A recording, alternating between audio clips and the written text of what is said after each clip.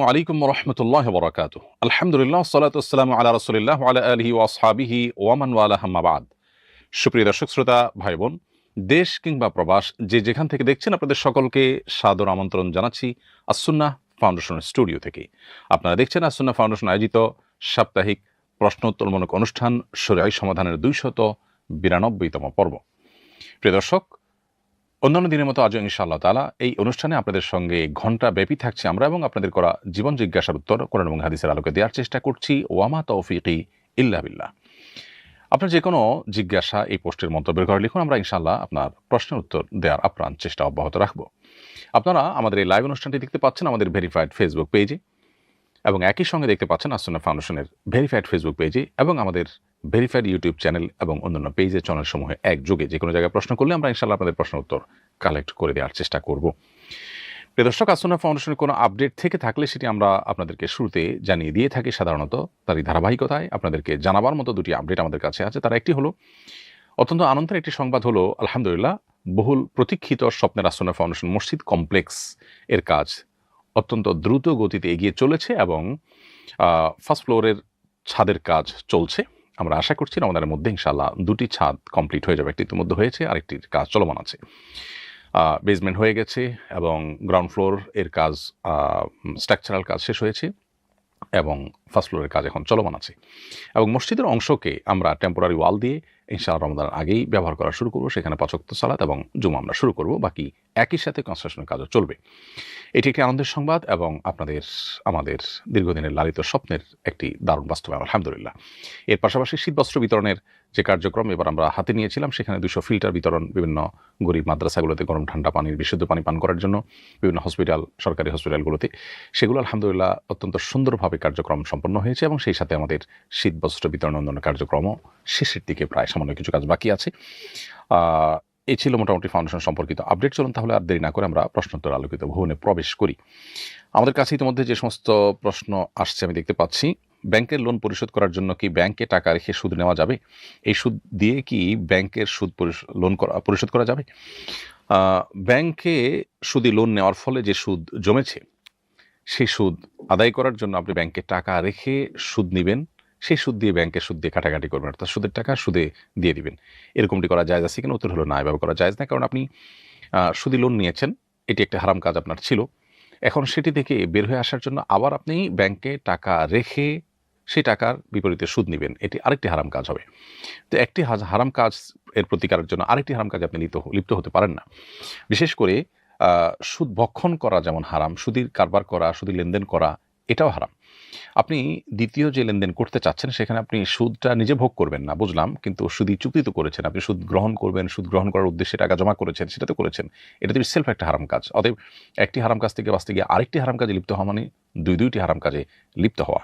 তো এটা কোনো অবস্থাতেই জায়েজ হতে পারে না। বরং আগে যে লোন আপনি নিয়ে ফেলেছেন, যার ফলে যে সুদ এসেছে, সেটা আপনার তখন যদি জানা না থাকে, অথবা আপনি আল্লাহর ভয় সেরকম ছিল না, সেজন্য করেছেন, এখনও আপনার বোধ হয়েছে, তাহলে সেক্ষেত্রে এখন আপনি সচেতনতা সৃষ্টি হওয়ার পর দ্রুততার সাথে সুদ পরিশোধ করে দিয়ে লেনদেনটাকে আপনি চুকিয়ে ফেলুন, ক্লোজ করে ফেলুন।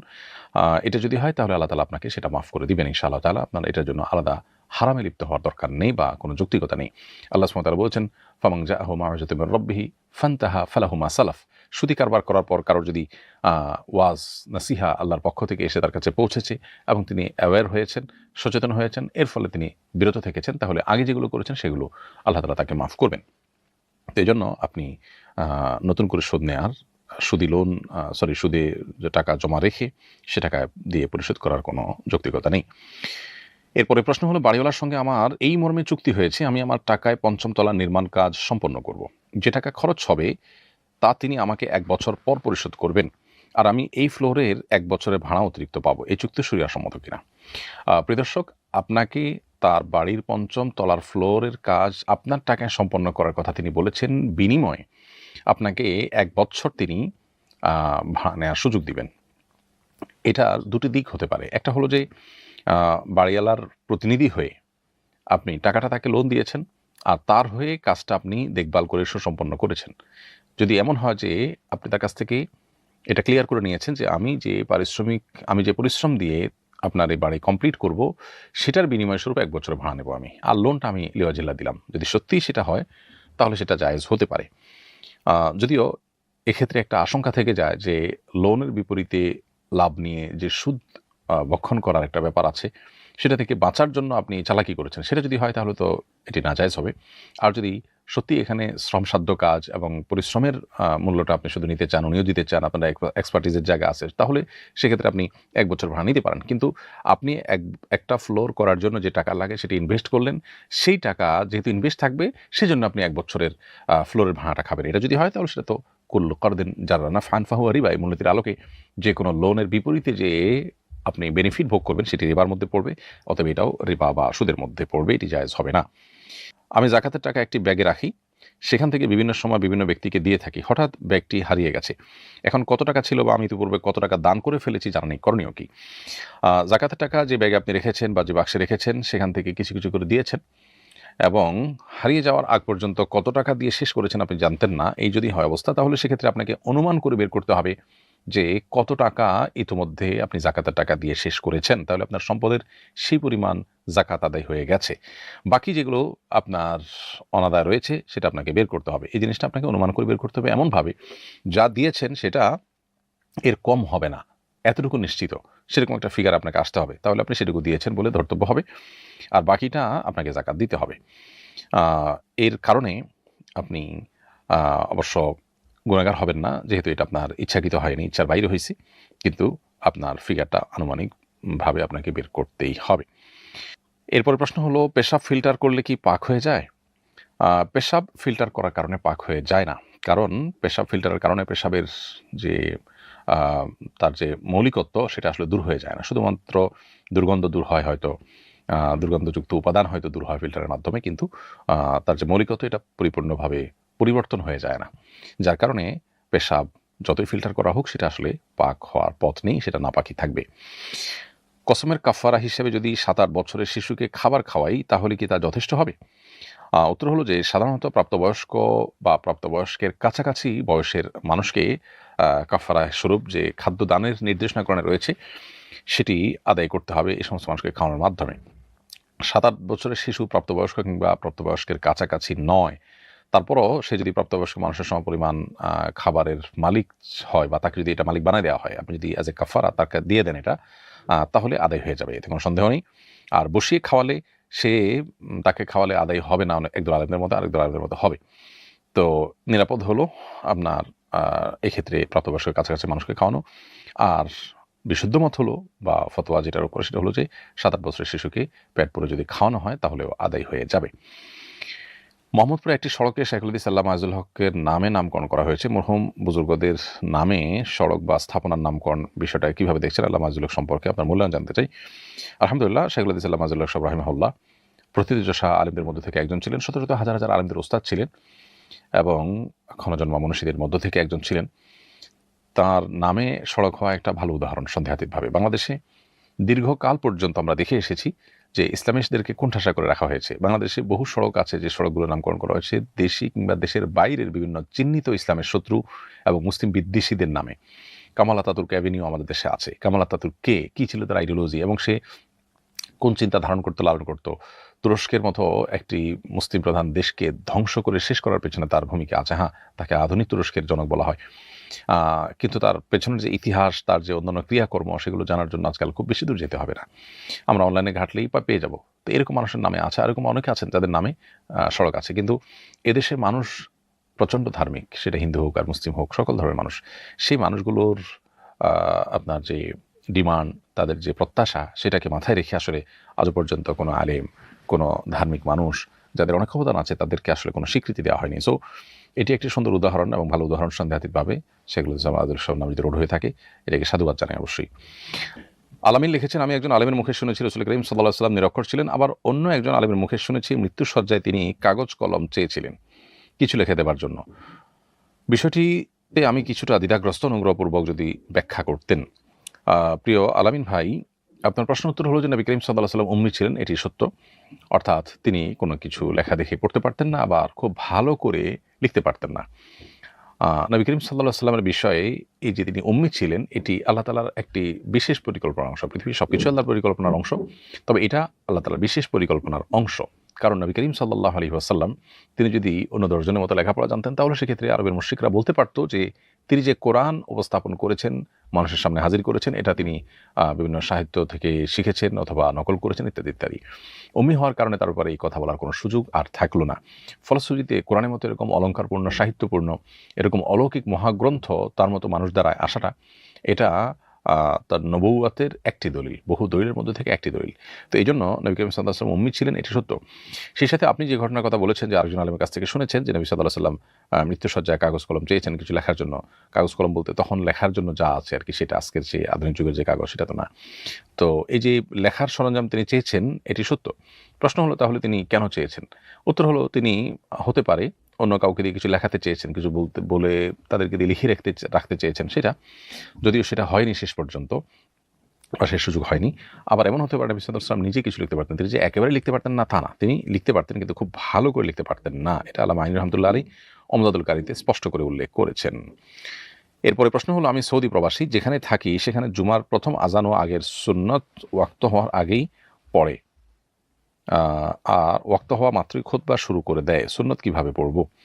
উত্তর হলো, ওয়াক্ত হওয়ার সাথে সাথে যদি খুতবা শুরু হয় তাহলে সেক্ষেত্রে ফরজের পর, জুমার ফরজ সালাতের পর আপনি সুন্নত পড়ে নিতে পারেন। আর জুমার আগে যে সুন্নাহ, উলামায়ে আহনাফের মতে জোহরের মতোই ৪ রাকাত সুন্নাহ প্রযোজ্য। এটা নিয়ে কিছুটা ইখতিলাফ আছে। সে দেশে উলামায়ে কেরাম বিশেষ করে হাম্বলি ফিকহ ফলো করে থাকেন, হাম্বলি ফকিহদের মতে, এবং আরো অনেক উলামাদের মতেই আপনার জোহরের আগে যেরকম ৪ রাকাত সুন্নত আছে, জুমার আগে সেই ৪ রাকাত সুন্নত নাই। বরং জুমার আগে যার যতটুকু সুযোগ আছে নবী সাল্লাল্লাহু আলাইহি ওয়াসাল্লাম বলেছেন এসে সময় থাকলে পড়বে।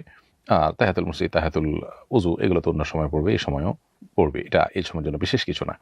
তো এখানে ফিকহি একটা মত পার্থক্য থাকার কারণে আপনি ভিন্নতা বা বৈপরীত্য দেখতে পেয়েছেন। এই সময় এসেও চা শ্রমিকদের দৈনিক মজুরি মাত্র ১৭৮ টাকা। এই স্বল্প আয়ে একজন শ্রমিকের পক্ষে নিজের ও পরিবারের মৌলিক প্রয়োজন পূরণ করা প্রায় অসম্ভব। ইসলামের দৃষ্টিতে শ্রমিকের ন্যায্য মজুরি ও মানবিক মর্যাদা সম্পর্কে জানতে চাই। এই পরিস্থিতিতে রাষ্ট্র, মালিকপক্ষ এবং সমাজের দায়িত্ব কী? খুবই দুর্ভাগ্যজনক একটি বাস্তবতা যে সিলেটে চা শ্রমিকদেরকে সারাদিন কাজের বিনিময়ে মাত্র ১৭৮ টাকা পেমেন্ট করা হয় এবং তাদেরকে একটা নির্দিষ্ট পরিমাণ চা পাতা সংগ্রহ করতে হয়। নির্দিষ্ট কোয়ালিটির নির্দিষ্ট পরিমাণ চা পাতা তারা সংগ্রহ করে, এবং আমি নিজে একটি চা বাগানের শ্রমিকরা যখন চা নিয়ে এসেছেন সেটা যখন পরিমাপ করা হচ্ছে সেখানে আমি দাঁড়িয়ে লক্ষ্য করেছি ওজন করার ক্ষেত্রেও সেখানে কারসাজি করা হয়, এবং কারসাজি বলা কঠিন, বরং বলতে হয় যে মানে ডাকাতি করা হয়। তাদের সামনেই রীতিমতো বলে কয়েই ধরুন ১ কেজি ১০০ গ্রাম হলে সেটাকে ১ কেজি ধরা হয়। তো এরকম মানে এক্সাক্ট মাপটা আমার মনে নেই, বাট এরকমটি আমি চোখের সামনে দাঁড়িয়ে থেকে দেখেছি যে এরকমটি হয়েছে। তাহলে চা শ্রমিকদের প্রতি এই যে অবিচার, একে তো তাদের ন্যায্য মূল্য দেওয়া হচ্ছে না, দ্বিতীয়ত তাদেরকে ধোঁকা দেওয়া হচ্ছে এবং তাদের হক নষ্ট করা হচ্ছে ওজনে বেশি নিয়ে। এটি সন্দেহাতীতভাবে একটি সভ্য সমাজের জন্য কলঙ্কজনক অধ্যায়। আমাদের প্রত্যেকটা মানুষের এই অন্যায়ের বিরুদ্ধে কথা বলা দরকার। আমি এর তীব্র প্রতিবাদ জানাই, এবং আমি আশা করি যে চা শ্রমিকদের তাদের পরিচয় যাই হোক না কেন, তারা একজন শ্রমিক হিসাবে তারা ন্যায্য মজুরি পাবার হক রাখে। নবী করিম সাল্লাল্লাহু আলাইহি ওয়াসাল্লাম বলেছেন, তোমাদের অধীনে যারা থাকবে তাদেরকে তোমরা যা খাওয়াও তাদেরকে তা খাওয়াবে, তোমরা যা পড়ো তাদেরকে তা পড়াবে। অর্থাৎ তাদেরকে কি পরিমাণ দেবো আমি, কোয়ালিটিটা এমন হবে যে আমার মানটা সে মেনটেন করতে পারে। এখন যারা চা বাগানের মালিক অথবা যারা সেখানে কর্মকর্তা হিসেবে আছেন, শ্রমিকদেরকে মাসে ডেইলি ১৭৮ টাকা যে দিচ্ছেন, তাদের সংসার বা তাদের যে জীবনযাপন তারা করেন তাতে কি ১৭৮ তো দূরের কথা ১০৭৮ টাকাও সম্ভব? তাই যদি না হয় তাহলে সেক্ষেত্রে এত বড় পার্থক্য, এটা সুস্পষ্ট জুলুম এবং অবিচার ছাড়া আর কিছুই নয়। এটা রীতিমতো তাদের অধিকার লঙ্ঘন করা, তাদের হক নষ্ট করা শামিল। অতএব যে কোনো মূল্যে যে কোনোভাবে এটি নিশ্চিত করা দরকার। এখানে রাষ্ট্রের, এখানে সমাজের, এখানে সংশ্লিষ্ট কর্তৃপক্ষের এবং চা বাগান মালিকের ইনভলভেশন থাকা দরকার, এবং প্রত্যেকের আন্তরিক উদ্যোগে এই সমস্যাটার সমাধান হওয়া দরকার। দীর্ঘদিন থেকে এটা নিয়ে আলোচনাও তুঙ্গে উঠেছে বিভিন্ন সময়, কিন্তু দুর্ভাগ্যজনকভাবে এটি এখনও পর্যন্ত সমাধানের কোনো পথ আমরা দেখতে পাইনি। আসুন্নাহ ফাউন্ডেশন থেকে আমরা যত সহযোগিতামূলক প্রজেক্ট বা আপনার সেবামূলক কাজ পরিচালনা করে থাকি দেশব্যাপী, সেখানে আমরা সবসময় পিছিয়ে থাকা জনগোষ্ঠীকে বিশেষভাবে প্রায়োরিটি দিয়ে থাকি। আলহামদুলিল্লাহ, চা শ্রমিকদের মাঝে এ পর্যন্ত আসুন্নাহ ফাউন্ডেশন না হলেও ১০ থেকে ১৫টি প্রজেক্ট বাস্তবায়ন করেছে। শীতবস্ত্র বলুন কিংবা খাদ্য বিতরণ বলুন, অন্যান্য ক্ষেত্রে আমরা চা শ্রমিকদেরকে বিশেষ প্রায়োরিটি দিয়ে তাদের জন্য আমাদের সাধ্য অনুযায়ী আমরা সহায়তা পৌঁছানোর চেষ্টা করে থাকি। কিন্তু এটা তো স্থায়ী কোনো সমাধান না। তাদের যে ন্যায্য মজুরি, এটি নিশ্চিত করবার জন্য আমাদের প্রত্যেকটা মানুষকে সচেষ্ট হতে হবে। আমি এই ব্যাপারে সংশ্লিষ্ট কর্তৃপক্ষের দৃষ্টি আকর্ষণ করছি এবং আমরাও কাজ করে যাচ্ছি, চেষ্টা করছি যে তাদের দুর্ভোগ লাঘবের জন্য আমরা আর কী করতে পারি। আমি আশা করব সমাজের প্রত্যেকটা মানুষ এই জুলুম এবং এই অবিচারের বিরুদ্ধে তারা কথা বলবেন এবং এই সমস্যার সমাধানের জন্য বাস্তবমুখী উদ্যোগ গ্রহণ করবেন। আমাদের এলাকায় যিনি মসজিদ মাদ্রাসায় কালেকশন করেন, কালেকশনের টাকা থেকে একটা অংশ তাকে দেওয়া হয়, এটা কি জায়েজ হচ্ছে? মসজিদ মাদ্রাসা কালেকশনের জন্য তাকে বিনিময় হিসেবে যে কালেকশন করে আনছেন সেই টাকা থেকেই পারিশ্রমিক বা প্রণোদনা দেওয়া এটা মৌলিকভাবে জায়েজ, এটা না জায়েজ কোনো কাজ নয়। তবে কালেকশনের টাকা থেকেই দিতে হবে এরকম শর্ত করা উচিত না, বরং তার বেতন ফিক্সড হবে যে তিনি এই বেতনের বিনিময়ে কাজ করবেন, সেটা কালেকশন করে আনা টাকা থেকে হতে পারে, সাধারণ ফান্ড থেকে দেওয়া টাকা দিয়ে হতে পারে, যে কোনোভাবে তার মজুরি দেওয়া উচিত। এর বাইরে প্রণোদনা যে তুমি এই পরিমাণ আনলে এই পরিমাণ পাবা, এই যে কমিশন সিস্টেম, সেটাও তার প্রণোদনার অংশ হিসেবে হতে পারে। এরপর প্রশ্ন করেছেন পিবিএস লাইনম্যান এআইডি থেকে, আপনি লিখেছেন, আমি সূরা ইখলাসকে মহব্বত করে প্রত্যেক নামাজের প্রথম রাকাতে সূরা ফাতিহার সাথে সূরা ইখলাস পাঠ করি। এর পরের রাকাতগুলোতে সূরা ফাতিহার সাথে অন্য সূরা পাঠ করি, এতে আমার নামাজ হবে কিনা? এর উত্তর হলো যে সূরা ইখলাসকে মহব্বত করে বা আপনার ভালো লাগে সেজন্য একই রাকাতে অন্য সূরার সাথে এই সূরা মিলিয়ে পড়াটা মৌলিকভাবে নিষিদ্ধ নয়, বরং একাধিক সাহাবী থেকে এরকম আমল সাব্যস্ত যে নবী সাল্লাল্লাহু আলাইহি ওয়াসাল্লাম সেটাকে অ্যালাউ করেছেন। কিন্তু ফরজ নামাজে আপনি যখন প্রথম রাকাতে সূরা ইখলাস পড়বেন তখন পরের রাকাতে আপনার সূরা ফালাক বা নাস পড়তে হবে, কারণ কেরাতের বা সূরার ধারাবাহিকতা লক্ষ্য করাটা এটা উচিত। আর যদি না করেন তাহলে সেক্ষেত্রে এটা মাকরুহ হবে, এটা একটা অনুচিত কাজ হবে। তো এই জন্য আপনার সূরা ইখলাস যদি পড়েন তাহলে পরের রাকাতে ফালাক নাস পড়তে হবে। হ্যাঁ, নফল নামাজ হলে এদিক সেদিক আপনি করতে পারেন এবং আপনার সূরা ইখলাস যদি পড়েনও তাহলে সেক্ষেত্রে আপনি দ্বিতীয় রাকাতে পড়লেন অন্য সূরার সাথে, আর প্রথম রাকাতে আপনি এমন করে সূরা পড়লেন যেটা সূরার দিক থেকে উপরের দিকে অর্থাৎ শুরুর দিকে, তাহলে সেক্ষেত্রে ধারাবাহিকতা বরখেলাফ হওয়ার যে শঙ্কা সেটি আর থাকবে না। এরপরে প্রশ্ন হলো শাবান মাসের আমল সম্পর্কে জানতে চাই। উত্তর হলো শাবান মাস শুরু হয়েছে, শাবান মাসের সবচেয়ে গুরুত্বপূর্ণ আমল হলো এ মাসে বেশি বেশি নফল রোজা আমাদেরকে রাখতে হবে। নবী করিম সাল্লাল্লাহু আলাইহি ওয়াসাল্লাম সম্পর্কে আয়েশা রাদিয়াল্লাহু তাআলা আনহা বলেছেন, কানা নবী সাল্লাল্লাহু আলাইহি ওয়াসাল্লাম ইয়াসুমু শাবানা ইল্লা কালিলা, নবীজি পুরো শাবান জুড়েই প্রায় রোজা রাখতেন সামান্য কয়েকটা দিন বাদে। অন্য আরেক হাদিসে আসছে যে তিনি শাবান মাসে যত রোজা রেখেছেন এত রোজা অন্য কোনো মাসে আর রাখেননি। এজন্য শাবান মাস বেশি বেশি নফল রোজা রাখার মাস। শাবান মাসে নফল রোজা ছাড়া রমজানের প্রস্তুতি টাইপের কাজ হতে পারে, স্পেসিফিক কোনো আমল আর দ্বিতীয়টি নেই। আর শাবান মাসের মধ্য রজনী লাইলাতুন নিসফ মিন শাবান, সেটি হাদিসের আলোকে মর্যাদাপূর্ণ রাত হিসেবে সাব্যস্ত হয়। সেই হিসাবে আল্লাহ তাআলার কাছে মাগফিরাত চাওয়া, আল্লাহ তাআলার ক্ষমা লাভের চেষ্টা করা, সেটা মৌলিকভাবে অবশ্যই প্রশংসনীয় হতে পারে। কিন্তু এই রাতকে ঘিরে আমাদের সমাজে বহু কাজ হয় যেগুলো কোরআনের সাথে কোনো সম্পর্ক নেই এবং এটাকে ভাগ্য নির্ধারণের রজনী হিসেবে আমরা যারা মনে করি সেটাও সঠিক ধারণা নয়।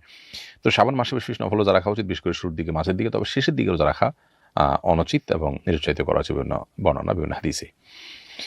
আমি নিয়মিত কোরআন তেলাওয়াত করি, অভ্যস্ততার ফলে পিরিয়ড চলাকালীন সময়ও মাঝে মধ্যে কোরআন তেলাওয়াত করে ফেলি, এ থেকে আমার গুনাহ হবে? যদি আপনার ইচ্ছার বাইরে মুখ দিয়ে কোরআন তেলাওয়াত চলে আসে নিজের অজান্তে, তাহলে সেক্ষেত্রে গুনাহ হবে না, কারণ মানুষ ইচ্ছার বাহিরে বা মানুষ ভুলে কোনো কিছু করে ফেললে তার জন্য আল্লাহ তাআলার কাছে দায় থাকে না, এবং এটা ইনশাআল্লাহ আপনার আল্লাহর কাছ থেকে আপনি ক্ষমা পাবেন এটার ফলে। যার কারণে আপনি ইচ্ছাকৃত জন্য তেলাওয়াত না হয় সেটি লক্ষ্য করা দরকার, কারণ মাসিক অবস্থায় কোরআন তেলাওয়াত করা যাবে না। এটাই হলো জমহুর বা সংখ্যাগরিষ্ঠ আলেমদের মত, বিশুদ্ধতর মত। যদিও ইবনে তাইমিয়া রাহিমাহুল্লাহ সহ বর্তমানে আরব ওলামাদের অনেকে, বিশেষ করে সৌদি আরব ওলামাদের অনেকেই মাসিক অবস্থায় কোরআন তেলাওয়াতকে অনুমোদন করেন। সংখ্যাগরিষ্ঠ আলেমরা অবশ্য এর খেলাফ বা ভিন্ন মত পোষণ করেন। লা হাওলা ওয়ালা কুওয়াতা ইল্লা বিল্লাহিল আযীম পাঠ করার উপকারিতা জানতে চাই।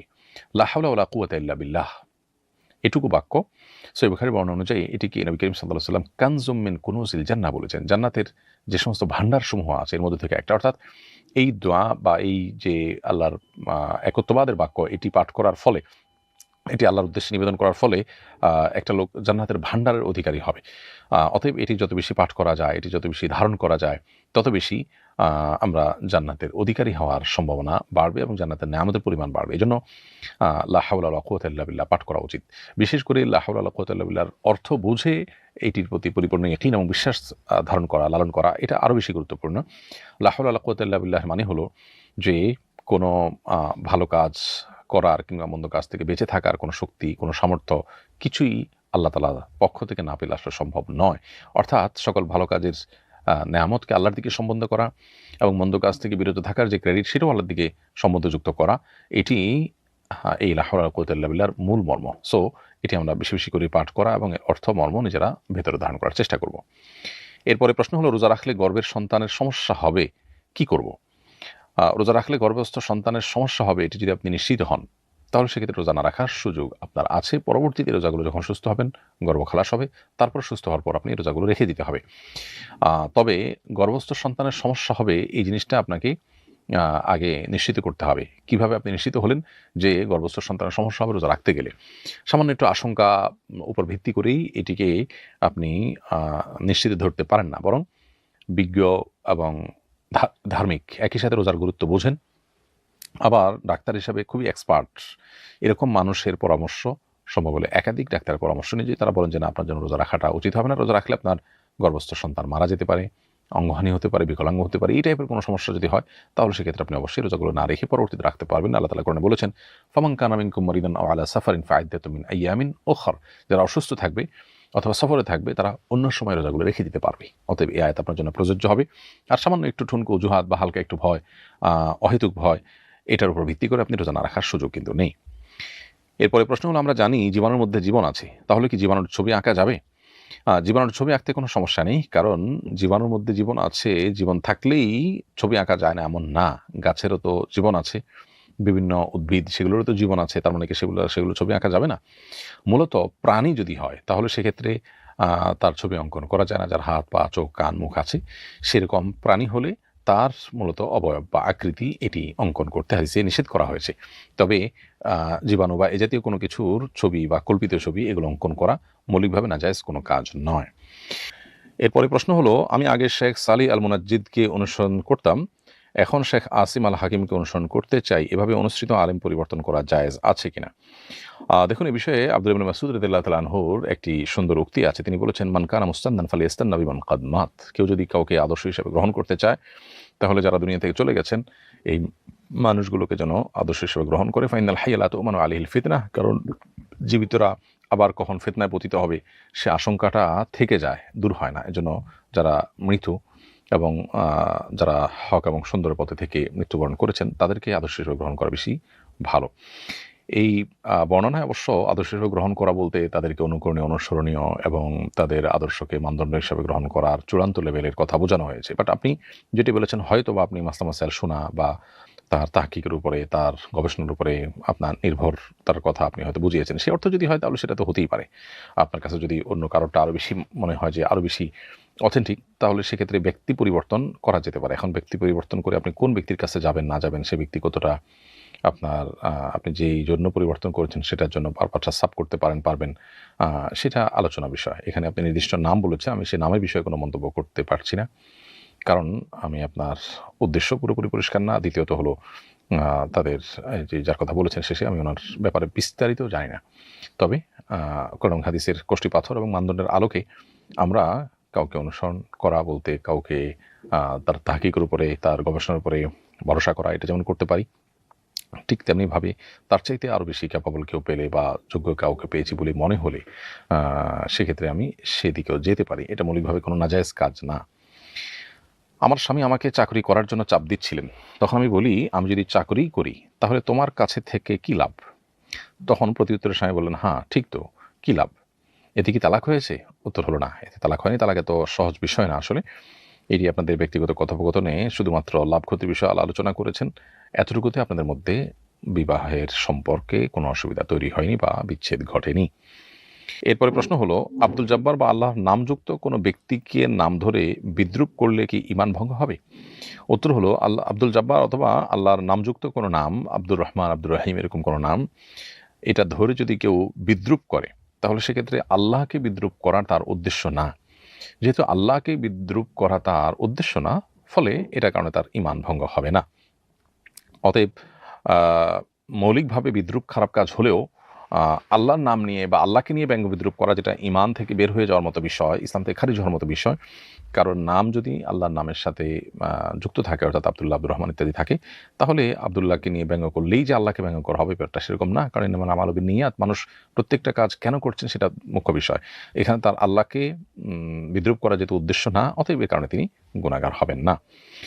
তবে মনে রাখতে হবে, আল্লাহ তাআলা কোরআনে কারীম সূরা হুজুরাতে বলেছেন, ইয়া আইয়ুহাল্লাযীনা আমানু লা ইয়াসখার কওমুম মিন কওমিন আসা আন ইয়াকুনু খায়রাম মিনহুম।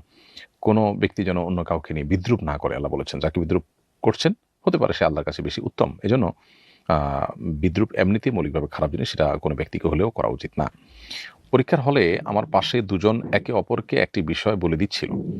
আমার তো শোনার ইচ্ছা ছিল না, না চাইলেও শোনা হয়ে গেছে। তা শোনার পর আমি খাতায় সঠিক উত্তরটা লিখেছি। তাদের আলোচনা না শুনলে হয়তো ভুল উত্তর লিখতাম। এখন এটা লেখা কি জায়েজ হয়েছে? করণীয় কি?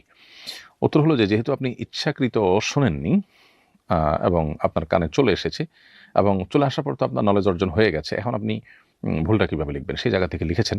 তো এর কারণে আশা করা যায় আপনার গুনাহ হবে না ইনশাআল্লাহ বিইذনিল্লাহ। এরপরে প্রশ্ন হলো, আমার ছোট ভাই কোনো কারণ ছাড়াই একটি জমিতে স্বর্ণের খনি আছে বলে দাবি করছে। এটা কি আল্লাহ তার অন্তরে ঢেলে দিয়েছে নাকি শয়তানের ওয়াসওয়াসা? এটা উদ্ধারের জন্য সে পাগল প্রায়। আ এ ধরনের ইস্যুগুলো সাধারণত বেশিরভাগ ক্ষেত্রে মানুষের ওয়াসওয়াসা থেকেই এসে থাকে। আ কোনো মানুষ আল্লাহর পক্ষ থেকে গায়েবী ইলম পাওয়ার কোনো রাস্তা এখন নেই। আ আল্লাহ তাআলা কারোর অন্তরে কোনো কিছু ঢেলে দেওয়া, এটার এলহামের পথটা খোলা আছে। কিন্তু এই ধরনের ইস্যুগুলোতে সাধারণত ওয়াসওয়াসা থেকেই সাধারণত হয়ে থাকে, যাদের মধ্যে ওয়াসওয়াসার রোগ অনেক বেশি আছে।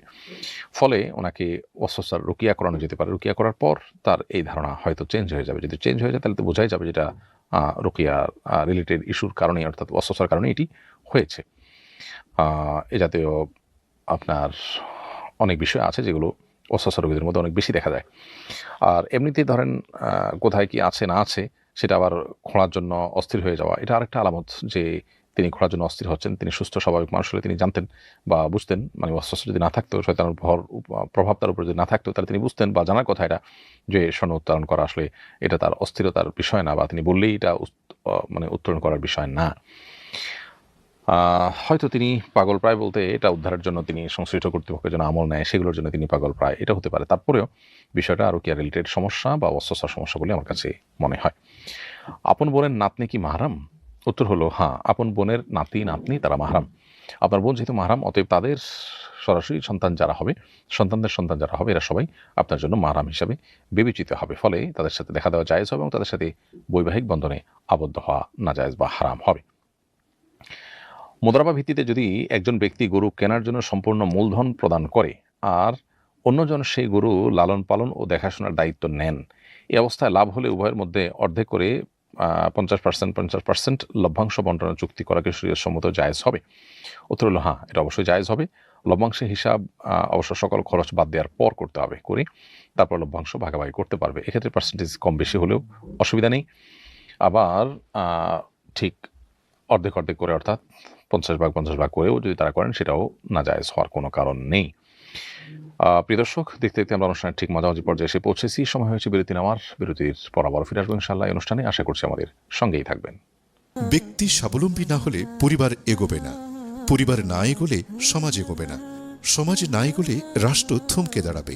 তাই ব্যক্তিকে স্বাবলম্বী করে তুলতে আস-সুন্নাহ ফাউন্ডেশন স্বাবলম্বীকরণ প্রকল্প হাতে নিয়েছে কয়েক বছর আগে। এই প্রকল্পের আওতায় শুধু 2024 সালেই 2052 জনকে 30,000 টাকা মূল্যের স্বাবলম্বী উপকরণ দেওয়ার পর বেশিরভাগই ঘুরে দাঁড়িয়েছে। 2025 সালে দক্ষ দরিদ্র জনগোষ্ঠীকে 50,000 থেকে 3 লক্ষ টাকা মূলধন উপকরণ দেওয়ার কার্যক্রম ইতোমধ্যেই শুরু হয়েছে। অসহায় এই সব মানুষের ঘুরে দাঁড়ানোর গল্পে আপনিও অংশীদার হন।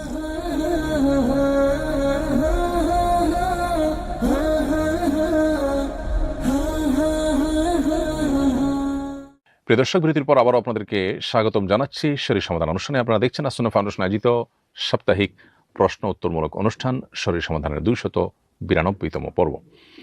বিরতির আগে আমরা অনেকগুলো প্রশ্ন উত্তর দিয়েছি, আল্লাহ তাআলার অশেষ অনুগ্রহে। বিরতির পরে আমি দেখতে পাচ্ছি এক ভাই লিখেছেন, মুসাফির অবস্থায় যদি কেউ কসর না করে পূর্ণ নামাজ পড়তে চায়, তার কি সে সুযোগ আছে? এই প্রশ্ন অবশ্য অনেকে জানতে চান যে সফর অবস্থায় আমি খুব রিল্যাক্সে আছি, লম্বা সময় ধরে নামাজ পড়ার সুযোগ আছে, তাহলে আমি কসর না পড়ে পূর্ণ নামাজ পড়তে চাই, পারি কিনা? উত্তর হলো যে, ফোকাহে হানাফের মতে কসর গ্রহণ করা সফরে এটি ওয়াজিব, কারণ এটি আল্লাহ তাআলার তরফ থেকে দেওয়া উপঢৌকন। আল্লাহর উপঢৌকনকে ডিনাই করা যায় না। ফলে আল্লাহ যে 4 রাকাত বিশিষ্ট নামাজগুলোকে সফর অবস্থায় আমাদের জন্য অর্ধেক করে দিয়েছেন, সেটাকে ডিনাই করা আল্লাহর শানে বেয়াদবির শামিল বা সেটা অনুচিত কাজ। সেজন্য ফোকাহে হানাফের মতে সফর অবস্থায় আপনি কসর করতে হবে, এটা আবশ্যিক। কোনো কারণে যদি আপনি পুরো নামাজ পড়ে ফেলেন, নামাজ হয়ে যাবে, কিন্তু ইচ্ছাকৃতভাবে আপনি কসরকে পুরো নামাজে রূপান্তর করতে পারেন না। এই ব্যাপারটাতে অবশ্য অন্যান্য ইমামদের মত ভিন্ন। অন্যান্য অনেক ইমাম আছেন যাদের মতে আল্লাহ তাআলার এই সুযোগটাকে যদি গ্রহণ না করে পুরো নামাজ পড়েন, সেটি তার জন্য জায়েজ আছে। এরপরে প্রশ্ন হলো, মুক্তাদি ভুলবশত তাশাহুদ না পড়লে কি নামাজ হবে? উত্তর হলো, মুক্তাদি যখন ভুলবশত তাশাহুদ মিস করবেন তখন তার নামাজ হয়ে যাবে এবং এটার জন্য কোনো সিজদায়ে সাহু দিতে হবে না। কারণ ইমামের পেছনে কেউ যদি কোনো ওয়াজিব তরক করে ফেলে ভুলে, তাহলে সেক্ষেত্রে মুক্তাদির আলাদা করে সিজদায়ে সাহু দেওয়ার কোনো বিধান নেই। ইমামের ভুল হলে ইমামের সাথে সিজদায়ে সাহু দিবেন, আর মুক্তাদির ভুল হলে সেটা যদি সিজদায়ে সাহু দিয়ে রিকভার করার মতো ভুল হয় তাহলে সেটা মাফ। আর যদি ফরজ ছুটে যাওয়ার মতো কিছু হয় তাহলে অবশ্যই সে নামাজ আবার পড়তে হবে। যেমন কেউ ইমাম পিছনে নামাজ পড়লো আর তাশাহুদ সে আপনার তাশাহুদ না মনে করেন সে একটা সিজদা দিল না, তাহলে তার ওই নামাজ আবার পড়তে হবে। আর যদি কেউ তাশাহুদ ইচ্ছাকৃত ছেড়ে দেয় তাহলে সেক্ষেত্রে সেটা তো আপনার সিজদায়ে সাহু দিয়ে রিকভার করার মতো না, যার কারণে সে নামাজও পুনরায় পড়তে হবে। তাহলে ইমাম পেছনে যদি ভুলে ওয়াজিব ছুটে যায় তাহলে সেটার জন্য সিজদায়ে সাহু দিতে হবে না এবং নামাজ হয়ে যাবে। সিজদায়ে সাহু যে সমস্ত বিষয় আবশ্যক তার মধ্যে একটা হলো তাশাহুদ না পড়লে তাশাহুদ পড়া ওয়াজিব। সো এটা যদি ভুলে ছুটে যায়, তাশাহুদ পড়াটা মিস করে যায় মুক্তাদি, তাতে তার সিজদায়ে সাহু দেওয়া লাগবে না। অনিচ্ছাকৃতভাবে কারো গায়ে যদি আঘাত লাগে এবং তার নিকট বারবার ক্ষমা চাওয়ার পরও সে যদি ক্ষমা না করে তাহলে আমি গুনাহগার হব কিনা? উত্তর হলো, যদি আপনার ইচ্ছার বাইরে হয়ে থাকে, যেমনটি আপনি বলছেন যে অনিচ্ছাকৃতভাবে হয়েছে, যদি সত্যি আপনার এখানে কোনো ইচ্ছা ছিল না তাহলে সেক্ষেত্রে ইনশাআল্লাহ আপনি আল্লাহর কাছ থেকে মাপ পাবেন। কারণ ইচ্ছার বাইরে, নিজের সাধ্যের বাইরে কোনো কিছু হলে আল্লাহ তাআলা সেজন্য মানুষকে পাকড়াও করেন না। অবশ্য অনিচ্ছাকৃত আঘাত লাগার ফলে যদি কারোর ক্ষতি হয় তাহলে সেক্ষেত্রে আপনাকে ক্ষতিপূরণ দিতে হবে। ক্ষতিপূরণ দেওয়ার পর আপনি দায়মুক্ত থাকবেন ইনশাআল্লাহ বিইذنিল্লাহ। আমি এক ব্যক্তি থেকে ঋণ নিয়ে মোবাইল ব্যাংকিংয়ের মাধ্যমে পেমেন্ট করেছি। মোবাইল ব্যাংকিং প্রতিষ্ঠান আমাকে এতে ক্যাশব্যাক দিয়েছে। এই ক্যাশব্যাক কি ঋণদাতাকে দিয়ে দিতে হবে?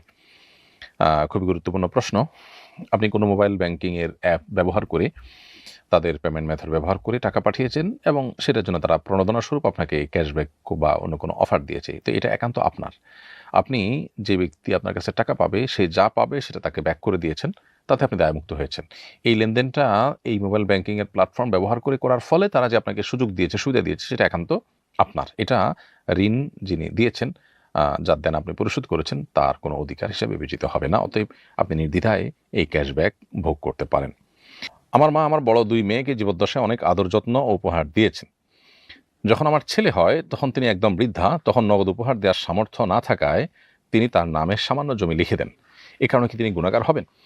সন্তানের ক্ষেত্রে শরিয়ার নির্দেশনা হলো যে সন্তান যদি হয় তাদের মধ্যে যদি কোনো উপহার উপঢৌকন দেওয়া হয় তাহলে সেক্ষেত্রে সমতা বজায় রাখা উচিত। হানাফি ফুকাহারা এটাকে মুস্তাহাব বলেছেন, যদিও অন্য ফুকাহারা আহমদ হাম্বল রাহিমাহুল্লাহ অনেকেই এটাকে ওয়াজিব বলেছেন। কারণ নবী করিম সাল্লাল্লাহু আলাইহি ওয়াসাল্লাম বেশ জোরালো ভাষায় এখানে একজন সাহাবীকে বলেছেন যে ইত্তাকুল্লাহ ওয়া আদিলু বাইনা আওলাদিকুম, তোমরা আল্লাহকে ভয় করো এবং সন্তানদের মধ্যে দান দক্ষিণা উপহার ইত্যাদি দেওয়ার ক্ষেত্রে সমতা বজায় রাখবে। অতএব সবাইকে সমান হারে দিতে হবে। সন্তানদের ক্ষেত্রে নাতি নাতনি তারা যেহেতু কোনো ওয়ারিস না, অন্য 10 জন মানুষের মতো, তাদেরকে দেওয়ার ক্ষেত্রে আপনার দান দক্ষিণা বা উপহার উপঢৌকন দেওয়ার ক্ষেত্রে সমতা বজায় রাখা আবশ্যক না। তবে এখানেও সমতা বজায় রাখতে পারলে ভালো হয়। এটি নানান নিজেদের মধ্যে ভুল বোঝাবুঝির পথ বন্ধ করতে সহায়ক হবে। ইমাম সাহেবের জন্য মসজিদের বারান্দায় পর্দা টেনে একটি রুমের ব্যবস্থা করা হয়েছে। তিনি সেখানে চুলায় রান্না করে খান। এটা কি জায়েজ হচ্ছে? প্রথমত মসজিদের বারান্দা সাধারণত মসজিদের অন্তর্ভুক্ত হয়ে থাকে। ফলে মসজিদের যে আদব, মসজিদের যে সম্মান, সেটি মসজিদের বারান্দার ক্ষেত্রেও বজায় রাখা জরুরি।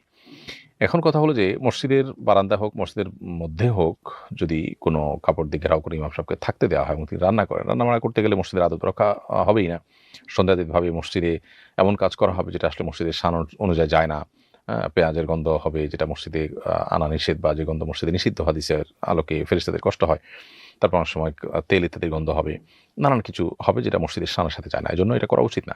আর এর চেয়ে বড় কথা হলো একজন ইমাম সাহেবের থাকার জন্য একটা সম্মানজনক ব্যবস্থা করে ইমাম সাহেবকে পরিচালনা করে, বা মসজিদ যারা পরিচালনা করেন সেই মসজিদ কমিটির কর্তব্য।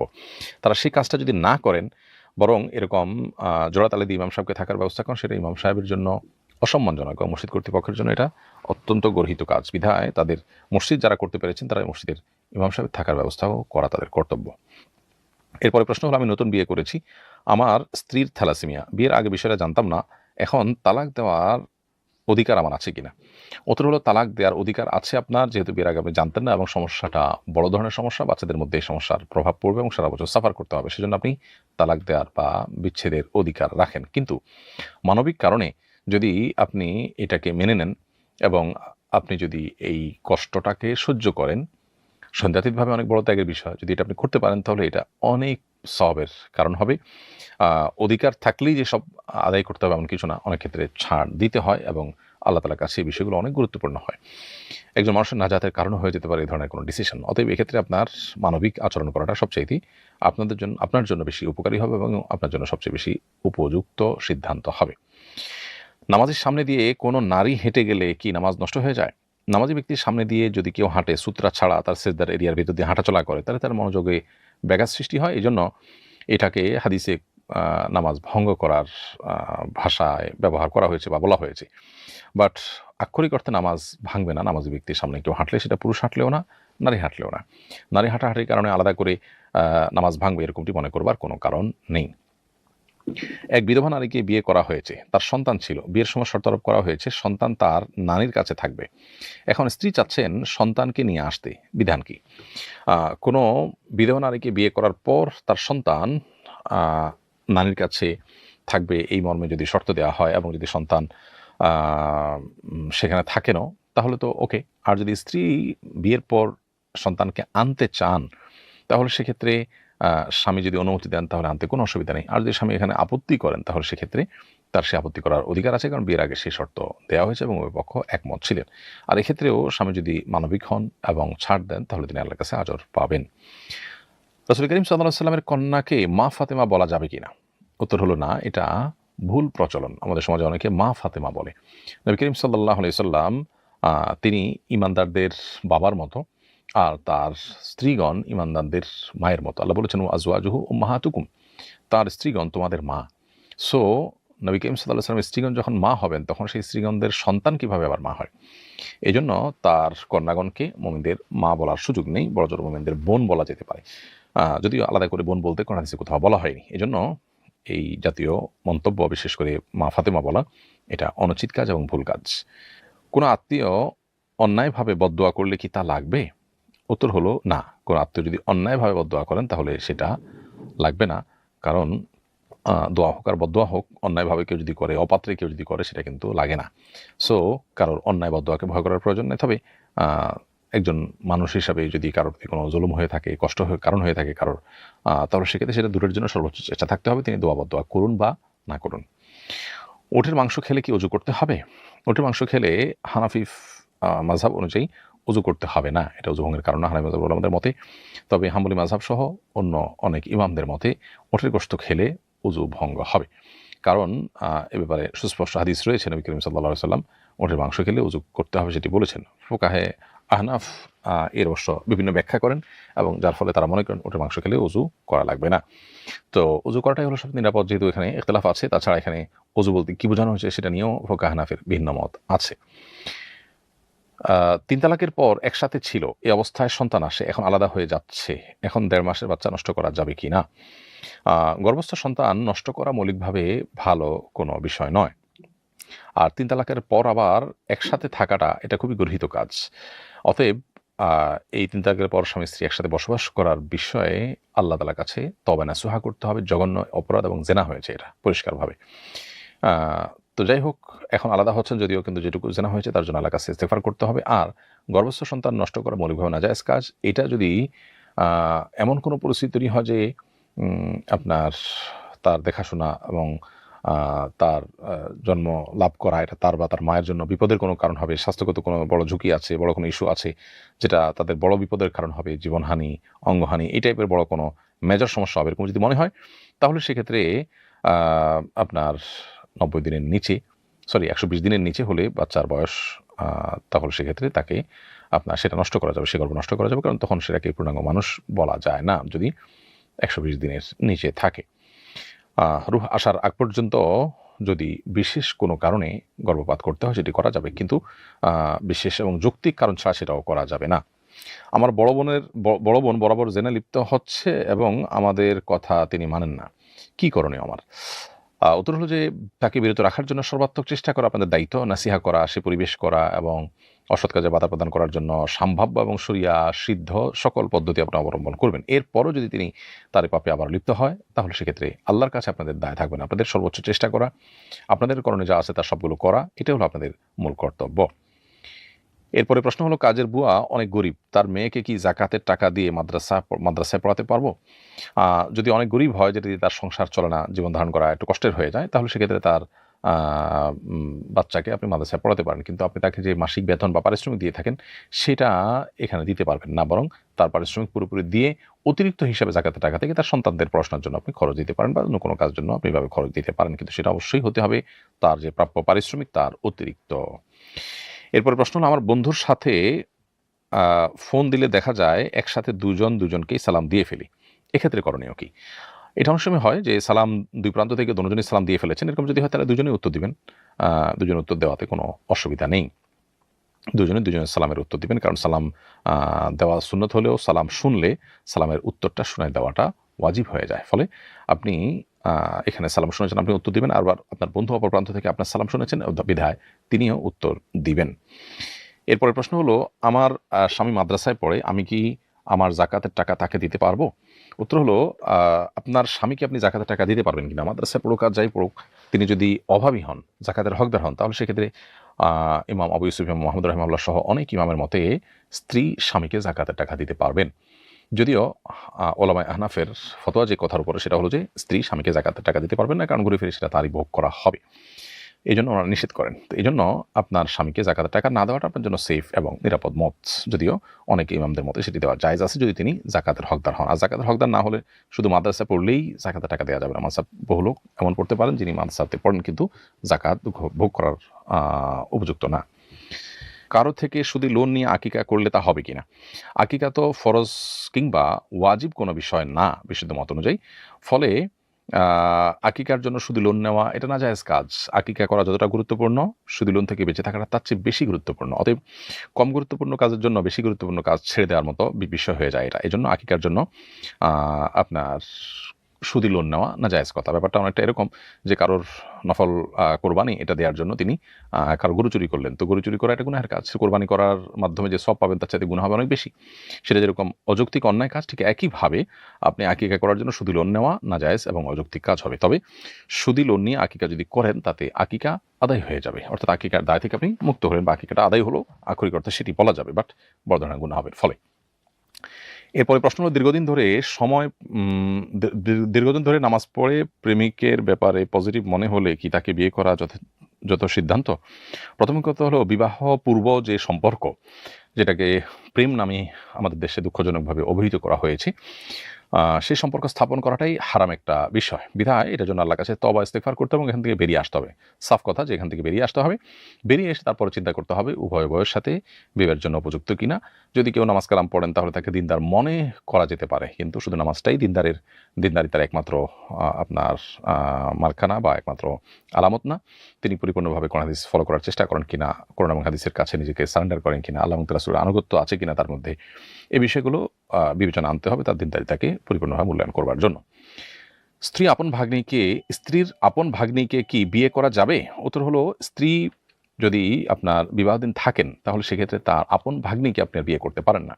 কারণ এরকম দুজন নারীকে একই সঙ্গে স্ত্রী হিসাবে রাখা যায় না, যাদের একজন পুরুষ হলে আরেকজনের সাথে বিয়ে বৈধ হতো না। এটা মূলনীতি। ধরুন আপনার স্ত্রী এবং তার ভাগ্নি, এই দুজনকে আপনি একই সঙ্গে স্ত্রী হিসেবে রাখা, অর্থাৎ একজন প্রথম স্ত্রী একজন দ্বিতীয় স্ত্রী হিসেবে এই হিসাবে রাখার আপনি চিন্তা করছেন, এটা যদি হয় তাহলে স্ত্রী এবং তার ভাগ্নি দুজনের একজন যদি পুরুষ হতো তাহলে আরেকজন তার সাথে তার সম্পর্কটা কি হতো? এখানে আপনার খালা বোনের ছেলে, এরকম একটা সম্পর্ক হতো। তাহলে সেক্ষেত্রে তাদের মধ্যে কিন্তু বিয়ে জায়েজ হতো না। ঠিক একইভাবে যাদের দুজন নারীর একজন পুরুষ হলে আরেকজনের সাথে বিয়ে জায়েজ হতো না, সেরকম দুজন নারীকে অ্যাট এ টাইম কারোর স্ত্রী হিসাবে রাখা জায়েজ নাই। বিধায় আপনার স্ত্রীর আপন ভাগ্নিকে আপনি স্ত্রী হিসাবে রাখতে পারেন না। তবে হ্যাঁ, স্ত্রীর মারা যাওয়ার পর কিংবা তার সাথে বিচ্ছেদ হয়ে গেলে তখন আপনি তাকে আলাদা বিয়ে করতে পারেন, সেটা ভিন্ন বিষয়। এরপরে প্রশ্ন হলো, বিতির নামাজ কাজা করতে হবে কিনা? উত্তর হলো, বিতির নামাজ যেহেতু ফুকাহা হানাফির মতে ওয়াজিব এবং ওয়াজিব নামাজ ছুটে গেলে সেটা কাজা করতে হবে, সেই হিসাবে বিতির নামাজ কাজা করতে হবে। অনেক ওলামাদের মতে, বরং বেশিরভাগ ইমামদের মতে বিতির নামাজ সুন্নাহ, যার কারণে সুন্নাহ ছুটে গেলে কাজা করতে হয় না, এটা হলো তাদের দৃষ্টিভঙ্গি। বাট ফুকাহা আহনাফ বা বাংলাদেশের বিষয়ে মানুষ হানাফি মাযহাব ফলো করেন, সেই হিসাবে হানাফি মাযহাব অনুযায়ী এটি ওয়াজিব, যেহেতু অতএব ওয়াজিব ছুটলে কাজা করতে হবে। ফারহানা আহমেদ আপনি লিখেছেন, বাবা মায়ের মৃত্যুর পর যদি তাদের কাজা নামাজ থাকে তাহলে সন্তানরা সেই কাজা নামাজ আদায় করতে পারবে কিনা? বোন ফারহানা আহমদ, বাবা মার মৃত্যুর পর যদি তাদের কাজা নামাজ থাকে সেটা আসলে কেউ আদায় করার সুযোগ নেই, বরং তাদের পক্ষ থেকে আল্লাহর কাছে ইস্তিগফার করতে হবে, আল্লাহ যেন তাদেরকে মাফ করেন, কারণ নামাজ কেউ আসলে পড়তে পারে না। তবে অনেক মুস্তাহিদ ইমামগণ, ফুকাহা হানাফের কোনো ইমামদের মতে সে নামাজের পক্ষ থেকে কাফারা দিবেন বা ফিদিয়া দিবেন, যেমন প্রত্যেক রোজার জন্য একজন করে মিসকিনকে একদিনে খাবার দেন, ঠিক একইভাবে প্রত্যেক নামাজের জন্য একজন করে মিসকিনের খাবার দিবেন, এরকমটি ফতোয়া দেন। যদিও এটি কোরআন বা হাদিস দ্বারা সেভাবে সাব্যস্ত নয়, এবং ফিদিয়া দেওয়ার মতটিকে অন্যান্য ওলামা একরাম গ্রহণ করেননি। এরপরে প্রশ্ন হলো, আমি ফরজ গোসলের পর নামাজ আদায় করি, পরে দেখি পায়ের নখের ভিতর সামান্য ময়লা যা খুবই নরম, পানি পৌঁছাতে প্রতিবন্ধক হয় বলে মনে হয় না, এখন কি পা পুনরায় ধুয়ে আবার নামাজ আদায় করতে হবে? উত্তর হলো যে, যদি আপনার প্রবল ধারণা হয় যে না এটার ফলে পানি ত্বকে পৌঁছাতে অসুবিধা হওয়ার কথা না, তাহলে সেক্ষেত্রে আপনার নামাজও হয়ে গেছে, গোসল হয়ে গেছে, এটা নিয়ে আপনার অরিড থাকার বা চিন্তিত থাকার কোনো কারণ নেই। রোজ ইসলাম আপনি লিখেছেন, জাকাতের টাকা দিয়ে শাশুড়ি দেনা শোধ করা যাবে কিনা? শাশুড়ি যদি জাকাতের হকদার হন, তাহলে আপনার জাকাতের টাকা দিয়ে শাশুড়ির দেনা পরিশোধ করতে পারেন বা তা থেকে জাকাতের টাকা দিতে পারেন। তাকে জাকাতের টাকা দিলে সেটা মৌলিকভাবে কোনো অসুবিধা নেই। আর তার তরফ থেকে যদি আপনি দেনাটা পরিশোধ করে দেন, তাহলে তাকে জানিয়ে দিতে হবে যে আপনার দেনাটা আমি পরিশোধ করে দিলাম। এরপরে প্রশ্ন হলো, নামাজের সালাম কখন ফেরাবো? ইমামের সাথে নাকি ইমাম দুই দিকে সালাম ফেরানো শেষ হলে তখন? এই বিষয়টি কিছুটা মতপার্থক্যপূর্ণ। ফুকাহায়ে আহনাফ বা হানাফি মাযহাবের উলামাদের মতে দুই দিকে সালাম ফেরানো শেষ করার জন্য অপেক্ষা করার প্রয়োজন নেই, বরং ইমাম সালাম ফেরানোর প্রথম দিকে সালাম ফিরেছেন, তারপর আপনি সালাম ফেরাতে পারবেন, কারণ প্রত্যেকটা সালামকে আলাদা করে ধরা হয় এক্ষেত্রে। যদিও এক্ষেত্রে অন্য ওলামাদের মত, যেমন আরবের বর্তমান ওলামাদের মত হলো যে দুই দিকে সালাম ফেরানোটা একটা আমল, যার কারণে দুই দিকে সালাম ফেরা শেষ করবেন, তারপরে আপনি সালাম ফেরাবেন। এ বিষয়ে সবার দলীয় একটা, যেটা সহিহ বুখারীতে বর্ণিত হয়েছে যে একজন সাহাবী বলেছেন, সাল্লাল্লাহু আলা নবী সাল্লাল্লাহু আলাইহি ওয়াসাল্লাম ফাসাল্লামনা হিনা সাল্লাম, আমরা নবী সাল্লাল্লাহু আলাইহি ওয়াসাল্লামের সাথে সালাত আদায় করেছি, তিনি যখন সালাম ফিরিয়েছেন তখন আমরা সালাম ফিরিয়েছি। এই যে হিনা সাল্লাম, তিনি যখন সালাম ফিরিয়েছেন আমরা তখন সালাম ফিরিয়েছি, এখানে তার সাথে সাথে কিছুটা বোঝা যায়, বা প্রথমবার সালাম ফেরানোর পরও যে করা যাবে এটা বোঝা যায়, যদিও এটাকে ভিন্নভাবেও ব্যাখ্যা করা যায়। তো খোলাসা কথা হলো, এটা নিয়ে ওলামাদের দুটি মত আছে। একটি মত হলো যে ওলামা হানাফের মত, যে ইমামের ডান থেকে সালাম ফেরানোর পরে আমরা সালাম ফেরানো শুরু করতে পারি। আর সৌদি আরব ওলামা ইকরাম বা হাম্বলি ফকিহদের মত হলো যে না, ইমাম দুদিকে সালাম ফিরে শেষ করবেন, তারপর আমরা সালাম ফেরানো শুরু করব। কারণ ইমাম ধার্য করা হয়েছে বা ইমাম নিযুক্ত করা হয়েছে মূলত তাকে ইক্তেদা করবার জন্য, অনুসরণ করবার জন্য। তো ইমামের সাথে সাথে করলে তার অনুসরণ হলো না, উনি দুদিকে সালাম ফিরিয়ে শেষ করলেন, তারপরে যদি করা হয় তখন তাকে অনুসরণ বা অনুকরণ করা হয়েছে বলা হবে। এটি ওলামায়ে হানাবেলা বা সৌদি আরবের ওলামা একরাম সহ যে সমস্ত ওলামা একরাম দুদিকে সালাম ফেরানোর পর শুরু করার কথা বলেন, তাদের যুক্তি এবং আরও বিস্তারিত দলিল এবং প্রমাণ উভয় পক্ষের এক্ষেত্রে আছে। আমি এক ব্যক্তি থেকে টাকা নিয়েছিলাম, সে পরে তা মাফ করে দিয়েছে, বলেছে তা দেওয়া লাগবে না, কিন্তু পরে তা দাবি করছে, এখন কি তিনি তা দাবি করতে পারেন? মৌখিক বা লিখিতভাবে যদি স্পষ্ট করে তিনি মাফ করে দিয়ে থাকেন, তাহলে তারা দাবি করবার কোনো রাইট বা অধিকার নাই। আর যদি মনে মনে তিনি মাফ করার সিদ্ধান্ত নিয়ে থাকেন, তাহলে সেক্ষেত্রে মুখে বা বাস্তবিক অর্থে সেটি আবার দাবি করার অধিকার তার আছে। অথবা আপনাকে যদি স্পষ্ট বলে থাকেন যে তোমাকে মাফ করে দিয়েছি, আমার কোনো দায় দাবি নেই, তাহলে সেটাই মাফ হিসাবে চূড়ান্ত বিবেচিত হবে এবং নতুন করে তার সিদ্ধান্তকে পাল্টিয়ে আপনার কাছে সেটা চাওয়ার অধিকার নেই। নবী করিম সাল্লাল্লাহু আলাইহি ওয়াসাল্লাম বলেছেন, আল আইদু ফি হিবাতিহি কাল কালবি ইয়াউদু ফি কাইইহি, কোনো কুকুর আপনার বমি করে মুখে নেওয়াটা যেরকম নোংরামো, কোনো মানুষ দান করার পর সেটি ফেরত নেওয়া এটা একইভাবে খারাপ কাজ, নিন্দনীয় কাজ। এজন্য দান করার পর, বলে দেওয়ার পর, মাফ করে দেওয়ার পর সেটাকে আবার চাওয়া, এটা অন্যায় কাজ, যেটা অনেকে অনেক সময় করে থাকেন। আমি মেসে খাই, বাইরে থেকে খাবার সরবরাহ করা হয়, আমি বারবার কম খাবার দিতে বললেও তারা বেশি দিয়ে যায়। অতিরিক্ত খাবার সহকর্মীদের দিতে পারি না, কারণ তারা নেয় না, এতে ভাত নষ্ট হয়। এই অবস্থা আমার করণীয় কী হতে পারে? এ ধরনের খাবার আশপাশে পশু পাখিকে দেওয়া যেতে পারে, ময়লার ঝুড়িতে না ফেলে এমন কোনো জায়গায় রেখে দিতে পারেন যেখানে আসলে পশু পাখি খাবে বা শুকিয়ে তাদের খাবারে পরিণত হবে। সেরকম কোনো জায়গায় আপনি রেখে আসতে পারেন। কোনো অবস্থাতে ময়লার সাথে খাবার ফেলে দেওয়া অনুচিত, কারণ এই অপচয় অত্যন্ত গর্হিত কথা এবং গর্হিত কাজ। কোরআনে বারবার এ ব্যাপারে আমাদেরকে ভর্ৎসনা করা হয়েছে এবং কোরআন হাদিসে আমাদেরকে উৎসাহিত করা হয়েছে আমরা যেন এ ধরনের জঘন্য কাজ না করি। বিধায় খাবার যেন নষ্ট না হয় সেদিকটা খেয়াল করতে হবে। একান্ত খেতে না পারলে অন্য পশু পাখিদের খাবারের ব্যবস্থা তার মাধ্যমে করা যেতে পারে। এরপরে প্রশ্ন হলো, একটি এতিম শিশুকে লালন পালন করতে চাচ্ছি, সে বড় হলে আমার ছেলের সাথে বিয়ে দিব, এটা কি জায়েজ হবে? এতিম শিশু লালন পালন করা সওয়াবের কাজ, এর ফলে আপনি আল্লাহর কাছ থেকে আজর এবং বিনিময় লাভ করবেন ইনশাআল্লাহ। কিন্তু আপনার সন্তান তার সাথে বিয়ে দিবেন এই স্বার্থ যদি আপনার মাথায় রাখেন, তাহলে সেক্ষেত্রে এটা পার্থিব বিষয় হলো, সেক্ষেত্রে আল্লাহর কাছে আপনি আজর বা বিনিময়টা হয়তো আশা করা কঠিন বা পাবেন না। এই জন্য আপনাকে লক্ষ্য রাখতে হবে যে এই দানটা হতে হবে আল্লাহ তাআলার সন্তুষ্টির উদ্দেশ্যে, আমার কোনো স্বার্থ হাসিলের জন্য না। হ্যাঁ, আমি আমার সন্তানকে বিয়ে দিব সেটা তার কল্যাণার্থে, এটা যদি হয় তাহলে সেক্ষেত্রে ঠিক আছে, এটা সওয়াবের কারণ হতে পারে। আর একটা বিষয় দেখার আছে, সেটা হলো যে এই শিশু যাকে লালন পালন করছেন সে আপনার স্ত্রী দুধ পান করে থাকে, ছোটবেলায় একদম দুধের শিশু হিসাবে এনে থাকেন, তাহলে সেক্ষেত্রে আপনার সন্তানদের সাথে তার দুধের সম্পর্ক হয়ে গেছে এবং যার ফলে তাদের সাথে কিন্তু বৈবাহিক সম্পর্ক হালাল হবে না, সে বিষয়টি আপনাদেরকে মাথায় রাখতে হবে। এরপরে প্রশ্ন হলো, কাতারে একটি শপিং মলে বিনামূল্যে কুপনের মাধ্যমে 2টি গাড়ি জেতার সুযোগ দেওয়া হচ্ছে। এখানে কুপন নেওয়ার জন্য কোনো অর্থ প্রদান বা কেনাকাটার শর্ত নেই। ক্রেতা অক্রেতা সবার জন্য কুপন উন্মুক্ত, যে কেউ বক্সে কুপন জমা দিতে পারে। এক্ষেত্রে আমার জন্য সেখানে কুপন রাখা কি শরীয়তসম্মত জায়েজ হবে? আপনি যে বর্ণনা দিয়েছেন এটি যদি সত্য হয়ে থাকে, সঠিক হয়ে থাকে, তাহলে এটি নাজায়েজ হওয়ার কোনো কারণ নেই, এটি জায়েজ হবে এবং ইনশাআল্লাহ আপনার জন্য এখান থেকে যদি আপনি কুপন লটারিতে জিতে গাড়ি পান, সেটি ব্যবহার করা সম্পূর্ণ জায়েজ হবে। হ্যাঁ, যদি কেনাবেচার শর্ত দেওয়া হয়, যেখানে কেনাবেচা করলে তখন আপনি এটা করতে পারবেন, তাহলে সেটা জায়েজ নেই। কারণ নবী করিম সাল্লাল্লাহু আলাইহি ওয়াসাল্লাম বলেছেন, নাহা নবী সাল্লাল্লাহু আলাইহি ওয়াসাল্লাম আন বাইইন ওয়া শারতি, নবী সাল্লাল্লাহু আলাইহি ওয়াসাল্লাম কেনাবেচা এবং শর্ত আরোপ করা দুটি একসাথে করতে নিষেধ করেছেন, নাজায়েজ করেছেন এবং অন্য হাদিসে আসছে যে এক লেনদেনের মধ্যে আরেক লেনদেনকে প্রবেশ করাতে তিনি নিষেধ করেছেন। এজন্য কেনাবেচার শর্ত ছাড়া যদি হয় তাহলে সেটি জায়েজ আছে। বাড়ি ভাড়া দেওয়ার সময় ভাড়াটিয়া থেকে সিকিউরিটি মানি হিসেবে নেওয়া টাকা কি আমি ব্যবহার করতে পারবো? সিকিউরিটি মানির যে টাকাটা নেওয়ার প্রচলন আমাদের দেশে আছে, এটা ভাড়াটিয়ার পক্ষ থেকে সাধারণত ব্যবহারের জন্য অনুমোদন থাকে, আপত্তি থাকে না।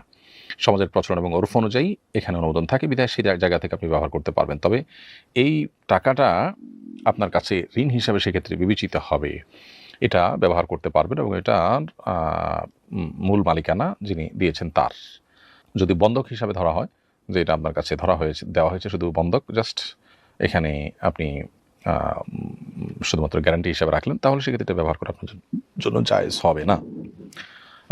এক্ষেত্রে অবশ্য উলামা ইকরামের একাধিক রকমের ফতোয়া আছে, উলামা ইকরাম এটাকে বন্ধকের সাথে তুলনা করেছেন, তাহলে এটা আপনার জন্য ব্যবহার করা জায়েজ হয় না। আর এটাকে ঋণ হিসাবে বিবেচনা করলে সেটি আপনার জন্য ব্যবহার করা জায়েজ হবে।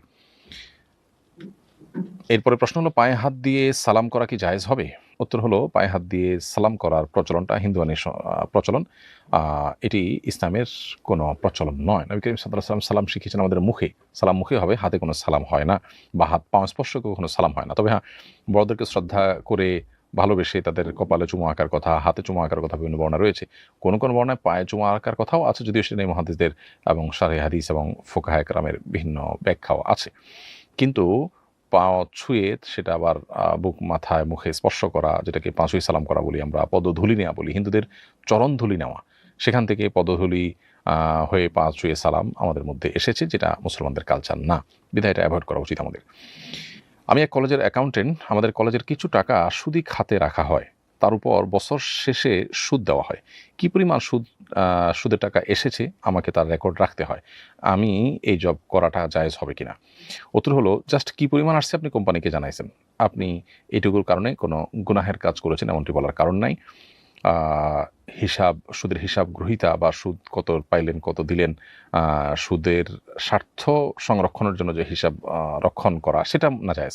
কিন্তু এখানে যেটা আসছে, কর্তৃপক্ষ শুধুমাত্র এটাকে হিসাব করতে বলেছেন, হিসাব করে সেটা আলাদা করে দিবেন, হয়তো সেটা বৈধ খাতে ব্যবহার করে দায়মুক্ত হওয়ার চেষ্টা করবেন। এইরকম দৃষ্টিভঙ্গি থেকে হিসাব রাখাটা এটা কোনো নাজায়েজ কাজ না, বিধায় এই চাকরি করা আপনার জন্য হালাল হবে। রক্ত দেওয়ার পর রোগীর আত্মীয়রা ফল জুস খেতে দেয়, এগুলো খাওয়া কি জায়েজ হবে? রক্ত দেওয়ার ফলে শরীরের মধ্যে যে পরিমাণ পানির শূন্যতা হয়, সেই পানির শূন্যতা কাটাবার জন্য সাময়িকভাবে একটু কিছু খেতে হয়। তো এটা দিলে সেটা নাজায়েজ হওয়ার কোনো কারণ নেই, এটাকে বিনিময় হিসেবে ধরা যাবে না। তবে রক্ত বিক্রি করা মৌলিকভাবে নাজায়েজ কাজ, রক্ত বেচা জায়েজ নেই। কেউ যদি নিরুপায় হয়ে রক্ত কিনতে হয়, তার কেনাটা জায়েজ হতে পারে।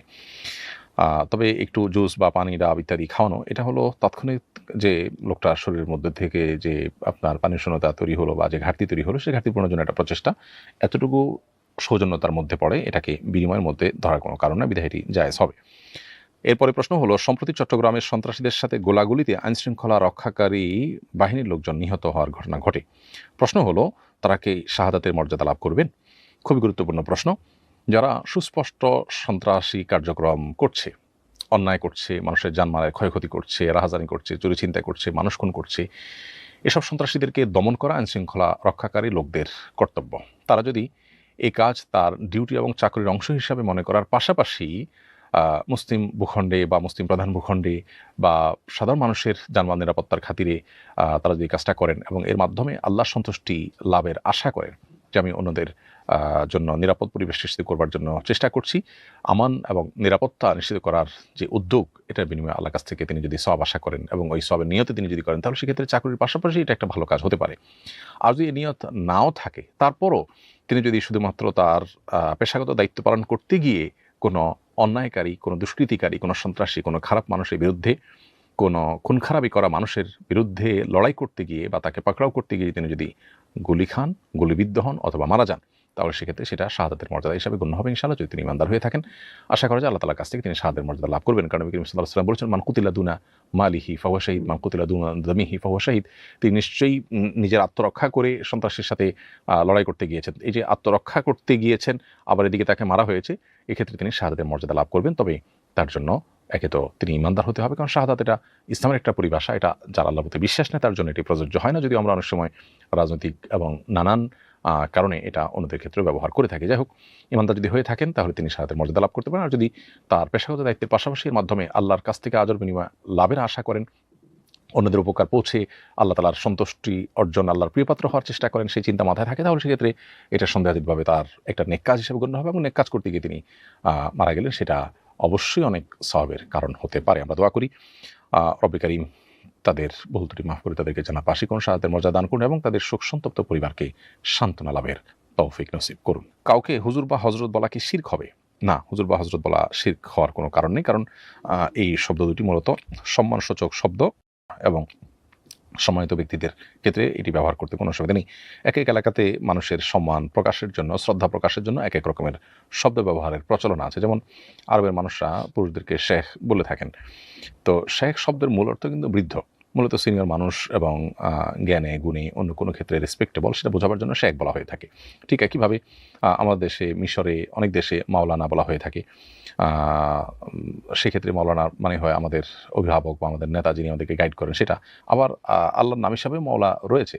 এখানে যদি ভালো হয় এবং শরিয়া সিদ্ধ হয়, তাহলে সেক্ষেত্রে কোনো অসুবিধা নেই। ঠিক একইভাবে হুজুর বা হযরতের অর্থ হলো মূলত উপস্থিত, আমরা যেটাকে বাংলা বলি জনাব। তো এই জনাব টাইপের শব্দ এটা বলাতে শিরক হওয়ার কোনো কারণ নেই। অনেকে না জেনে বলেন যে হুজুর একজন, হুজুর করিম সাল্লাল্লাহু আলাইহি ওয়াসাল্লাম, এটা একেবারেই অজ্ঞানতাসুলভ কথা। নবী করিম সাল্লাল্লাহু আলাইহি ওয়াসাল্লামকে কোনো কথা হুজুর বলাই হয়নি, অতএব তাকে হুজুর করিম সাল্লাল্লাহু আলাইহি ওয়াসাল্লাম তাকেই বলতে হবে, শুধু আর কাউকে বলা যাবে না, এটা মনে করার কোনো কারণ নেই। বরং হুজুর বলা হয় উপস্থিত ব্যক্তিকে। নবী সাল্লাল্লাহু আলাইহি ওয়াসাল্লাম যেহেতু দুনিয়াতে নাই, অতএব তাকে সেই চিন্তা থেকে হুজুর বলা কোনো কারণ নেই। আমাদের দেশে অনেকে মনে করেন তিনি মিলাদ পড়লে উপস্থিত হয়ে যান, বিভিন্ন জায়গায় উপস্থিত হয়ে যান, সেই আকীদা বা সেই বিশ্বাস থেকে তাকে হুজুর বলা তো একেবারে জঘন্য অপরাধ। আর যদি সেই বিশ্বাস থেকে না বলে, তাহলে সেক্ষেত্রে বলা যেতে পারে, কিন্তু তাকেই শুধু বলতে হবে, এটা স্পষ্টত ভুল। অতএব অন্যান্য আলেমদেরকে হুজুর বা হযরত বলাতে কোনো অসুবিধা নেই। এটা আমাদের এই অঞ্চলে মানুষের প্রচলন, আলেমদের জন্য সম্মান এবং শ্রদ্ধার সূচক একটি শব্দ মাত্র। এরপরে প্রশ্ন করেছেন রিদওয়ান ভূঁইয়া, আপনি লিখেছেন, সমাজের স্বীকৃত জেনাকারী যার জেনা সম্পর্কে সমাজের অধিকাংশ মানুষ অবগত রয়েছেন, এমন লোককে এড়িয়ে চললে কোনো গুনাহ হবে বা তার সাথে সম্পর্ক কেমন হবে আমাদের? স্বীকৃত জেনাকারী বা সবাই জানেন এরকম সুস্পষ্ট ফাসেক, যে হারামে লিপ্ত ব্যক্তি, যে তার সাথে চলাফেরা করা দাওয়াতের খাতিরে জায়েজ আছে।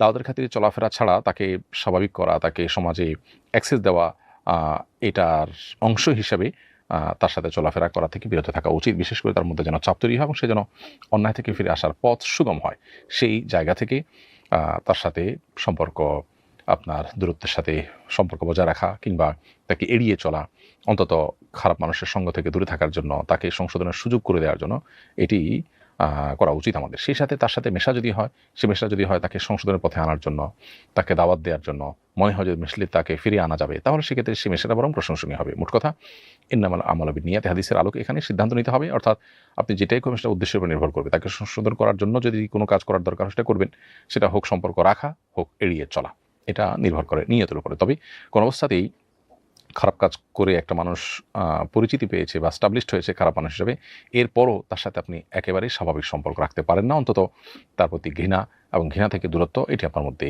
বাই ডিফল্ট থাকতে হবে, এটা আপনার ইমানের দাবি। নবী করিম সাল্লাল্লাহু আলাইহি ওয়াসাল্লাম বলেছেন, মান রাআ মিনকুম মুনকারান ফালইয়ুগাইয়িরহু বিয়াদিহি, কেউ কোনো খারাপ কাজ দেখলে সে যেন হাত দিয়ে বাধা দেয়। ফাইন লাম ইয়াস্তাতি', যদি সেটা না পারে তাহলে মুখ দিয়ে যেন বাধা দেয়, সেটাও যদি সে না পারে তাহলে অন্তর দিয়ে যেন দেয়, এবং এটা ইমানের সবচাইতে দুর্বলতম পন্থা বা উপায়। এরপরে প্রশ্ন হলো, নির্বাচনের সময় বিভিন্ন প্রার্থীরা এসে ভোট দেওয়ার প্রতিশ্রুতি নিতে চান। তারা জোরাজুরি করেন যে আমাকে ভোট দিবেন বলুন। তখন তাদের ক্ষতি থেকে বাঁচার জন্য কথা দিতে হয় তাদেরকে ভোট দেব। এরপর যদি এই কথা রক্ষা করা না হয় তাহলে সেক্ষেত্রে আমরা গুনাহগার হব কিনা? খুবই গুরুত্বপূর্ণ একটি প্রশ্ন এবং এ সময়ে খুবই প্রাসঙ্গিক একটি প্রশ্ন। বিভিন্ন প্রার্থীরা যখন ভোটারদের কাছে দাঁড়ে দাঁড়ে যান, প্রথমত তাদের কাছ থেকে এভাবে ভোট পাওয়ার প্রতিশ্রুতি আদায় করা, বিশেষ করে জোরপূর্বক তাদের কাছ থেকে স্বীকৃতি নেওয়া, এটাই তো গর্হিত এবং অন্যায্য একটি কাজ। তারপরও যাদের মধ্যে আল্লাহর ভয় নেই, অথবা যারা এত ভালো মন্দ নীতি নৈতিকতা বিচার বিশ্লেষণ করে চলতে অভ্যস্ত নন, সে মানুষগুলো হয়তো না বুঝে বা না জেনে এরকম মানুষের কাছ থেকে জোরাজুরি করে প্রতিশ্রুতি নিতে চান। এরকম লোকের ক্ষতি থেকে বাঁচার জন্য যদি আপনাকে স্বীকৃতি দিতে হয়, যে স্বীকৃতি না দিলে তিনি আপনার ক্ষতি করবেন, এরকম যদি আশঙ্কা থাকে, তাহলে সেক্ষেত্রে আপনি স্বীকৃতি দিতে পারেন। পরবর্তীতে আপনাকে অবশ্যই উপযুক্ত ব্যক্তিকে ভোট দিতে হবে। যিনি স্বীকৃতি নিয়েছেন, যেহেতু আমি জবান দিয়ে ফেলেছি অতএব ইমানদার জবান সরাতে পারে না, ব্যাপারটা সেরকম না। ভুল কোনো প্রতিশ্রুতি দিলে সেই প্রতিশ্রুতি ভঙ্গ করা বরং কর্তব্য।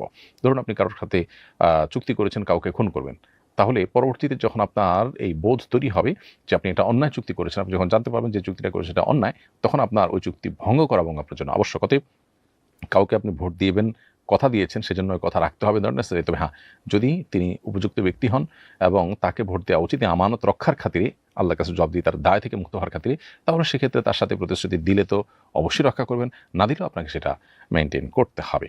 সামান্য কিছু সুবিধা লাভ করে বা ভোগ করে, কিংবা সামান্য শুধু চক্ষু লজ্জার খাতিরে আমানতের খেয়ানত করা কোনো অবস্থাতেই জায়েজ হবে না। প্রিয় দর্শক, দেখতে দেখতে আমরা অনুষ্ঠানের একেবারে শেষ প্রান্তে পৌঁছে গেছি। সময় হয়েছে বিদায় নেওয়ার। আল্লাহ যদি তৌফিক দান করেন, সুস্থ রাখেন, নিরাপদে রাখেন, ইনশাআল্লাহ বিদিনিল্লাহ পরবর্তী লাইভ অনুষ্ঠানে আবারও দেখা হবে।